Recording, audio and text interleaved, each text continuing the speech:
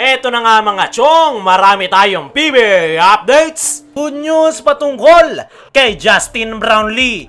Barangay Ginebra bench players, pagkakataon ng magpasikat. Sa naging huling laro nga ng Barangay Ginebra kontra San Miguel Beermen ay hindi nga naging maganda yung performance ng starting five ni Coach Tim Cone. Nagawa nga silang tambakan ng San Miguel Beermen, pero noong ipasok ni Coach Tim ang kanyang mga bench players sa fourth quarter ay doon nga nabuhayan ang kanilang kupunan. Muntik pa nga nilang makambak ang laro kung saan naibaba pa ng bench players ng Barangay Ginebra sa 4 ang abante ng San Miguel Beermen. Sa naging latest interview nga ni Coach Tim Cone ay disappointed ito sa kanyang starting unit at pinuri nga nito yung kanyang mga bench players na nag-step up sa laro. At mukhang nalinawan na nga si Coach Tim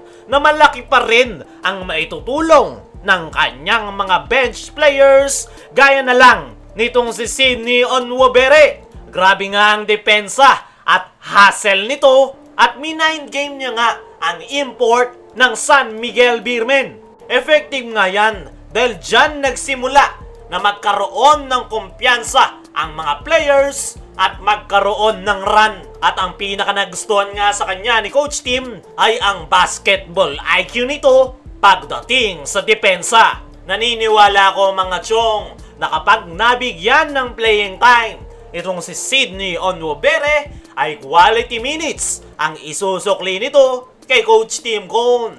Nakita nyo naman yung kanyang naging performance kontra San Miguel Beermen. Isa pa nga sa bench player na po pwedeng mabigyan ng pagkakataon ay itong si Von Pesumal. Pagdating kay Pesumal ay kailangan lang nitong makuha ang kanyang kumpiyansa sa paglalaro. Pero bago niya nga makuha yan ay kailangan nito ng tiwala galing kay Coach Tim Cone, lisensya na tumira, hindi yung pag no choice lang at alanganin na. Kita naman yung naging performance ni Pesumal. Kapag nabigyan ito ng espasyo ay titira at titira talaga ito. Kailangan lang talaga ni Pesumal na nakadisenyo sa kanya ang play at dyan nga mabubuo ang kanyang kumpiyansa. At kung mangyayari nga yan mga chong, ay malaki ang maiko-contribute nitong si Von Pesumal para sa Barangay Ginebra dahil sayang nga ang outside shooting nito kung hindi naman mapapakinabangan ng kanilang koponan. Alam naman natin na outside shooting ang problema ng Barangay Ginebra at po pwede nga yang masolusyonan nitong si Von Pesumal. Isa pa sa bench players na posibleng mabigyan ng break ay itong kanilang rookie na si Ralph Koo. Napakagaling pumwesto, napakataba ng utak ng rookie na ito.